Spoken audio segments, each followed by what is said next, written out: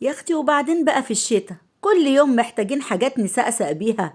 وبعدين بس اقول لكم حاجه ولا يهمكم، في دقايق بالظبط هتعملي ألذ بسكوتات. حبه سمسم وكوبايتين دقيق وهنعمل الجمال ده، من غير بيض، من غير سمنه، من غير زبده. تعالوا بينا بس الأول نسمي الله ونصلي على رسول الله ونعمل ألذ بسكوت بالسمسم خطير جدا. اللهم صل وسلم وبارك على سيدنا محمد وعلى آله وصحبه أجمعين. شايفين الجمال؟ بجد هتعمليه سهل جدا جدا في دقايق بالظبط. يعني جهزي كوباية الشاي أبو لبن وتعالي بسرعة نعمله. الله بجد على الجمال، مقرمش وخطير. يلا بينا نشوف الطريقة مع بعض، يلا بينا.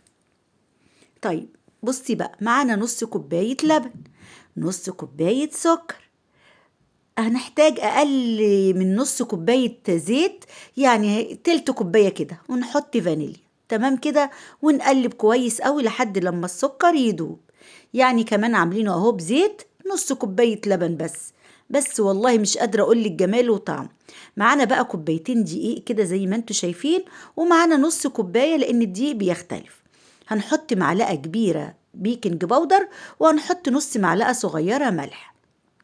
انا حاطه الدقيق ده لان الدقيق بيختلف طبعا، في دقيق ممكن لما نيجي يعني في المكونات نحتاج، حطيت كده يعني نص كوبايه خدت منهم حبه كده وهنشوف.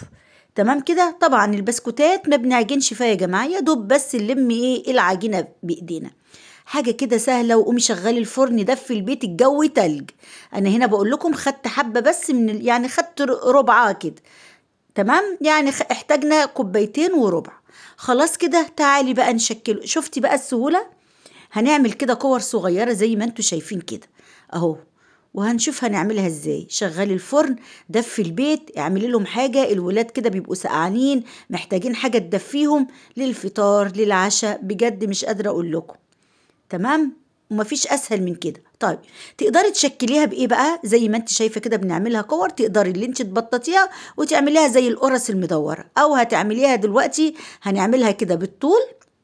هوريكم دلوقتي، بس انا بقطع حبه كده علشان يبقوا جاهزين معايا، وبعد كده نشكل على طول. قطعنا كور كده على السريع اهو. معانا ايه بقى؟ سمسم. سمسم كده يكون متحمص معانا. هنجيب بقى الكور دي ونقوم برمينها زي انا حاطه في الصاجه. دهنها زيت خفيف او سمنه اللي انت تحبيه. هنبرمها بقى كده، نصبحها زي الكفته كده، وبعد كده نبططها. بس في اسهل من كده اهو. بططيها بقى زي ما انت شايفه كده وحطيها في السمسم. وتقدري زي ما قلت لك ان انت بعد ما تدوريها تبططيها وتعمليها زي القرص اللي انت حباه، والشكل اللي انت حباه اعمليه. حابه تقطعيها بقطعات، قلوب، اشكال اللي انت عاوزاه برضو. بس انا جايبالك اسهل حاجه، بحيث ان احنا سقعانين عاوزين ننجز وحاجه تدفينا، وحاجه كده تبقى سهله وبسيطه وجميله. وان شاء الله ان شاء الله باذن الله هنزل لكم موسوعه كده حلوه من المخبوزات كمان الصحيه. يعني دقيق غير الدقيق الابيض، وكمان هيبقى طعمها حلو. هنعمل حاجات حلوه قوي. بس انتظروني كده واعملوا لي متابعه حبايبي، انتم مقصرين معايا اول ايام دي في اللايك وفي المتابعه وفي كل حاجه.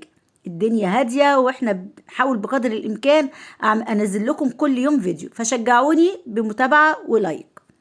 تمام اهو. زي ما انتم شايفين كده بحطه في السمسم وبضغط عليه علشان بس السمسم ما يقعش من الناحيتين لحد لما نخلص بقى الكميه كلها. شايفين؟ وما تسيبيش فراغات كبيره كده. احنا خلصنا الكميه، ما خدتش والله حاجه. والله بعملها يا جماعه وانا واقفه معاكم زي ما بصور كده في دقايق بالظبط. ده كمان التصوير بياخد مننا وقت، خلي بالكم. لكن لو انت بتعملي بقى مش هيكملوا الهوا ولا خميره ولا اي حاجه، وهتدوقي طعمها وهتحلفي بيها وهتدعي لي دعوه كده حلوه. كده احنا خلاص خلصنا الكميه. عملت لنا صاج حلو ما شاء الله. كوبايتين دقيق، كوبايتين وربع. تمام. طب تعالوا بقى نخبزهم على بتحطيه في الرف اللي فوق، يعني اللي تحت الشوايه، وبتشغلي تحت، او في الرف اللي في النص بتشغلي اللي تحت. تمام. بيقعد مثلا في حدود كده تلت ساعة على درجة حرارة 160 او 170، قولي 170 عشان يبقى مظبوط كده، لان في افران بتبقى هادية قوي، في ال 160 هيبقى هادي معاهم. وبعد كده بتشغلي عليه الشوايه لو ما احمرش، ممكن اللي هو يحمر عادي وانت مشغله الفرن تحت. بصي بقى بيطلع، بصي الجمال بتاعه، مش قادره اقول لك جماله وطعمه وريحته، قرمش وخطير اهو. حاجه بسيطه كده وانت واقفه. طبعا تقدري تزودي الكميه زي ما انت عاوزه، زودتي الكميه هتضاعفي كل حاجه. يعني مثلا هتعملي بكوبايتين دقيق، هتزوديهم يبقى تزودي بنفس المقادير يعني. تمام. بص عمل لنا كمية قد ايه. الحاجات دي يا جماعة بنشتريها غالية جدا من المخابز، علشان ايه؟ كل حاجة بقت غالية، كل حاجة تقدري اللي انت تعمليها في البيت.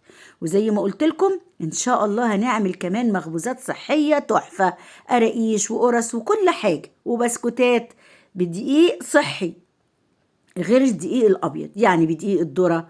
هنعمل كده حبه مخبوزات حلوين قوي ان شاء الله، هظبطه لكم وهننزل ان شاء الله بيهم في خلال الايام الجايه.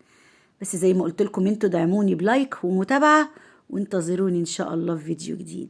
اقول لكم ايه؟ استودعكم الله الذي لا تضيع ودائعه في حفظ الرحمن. السلام عليكم ورحمه الله وبركاته. مع الف سلامه.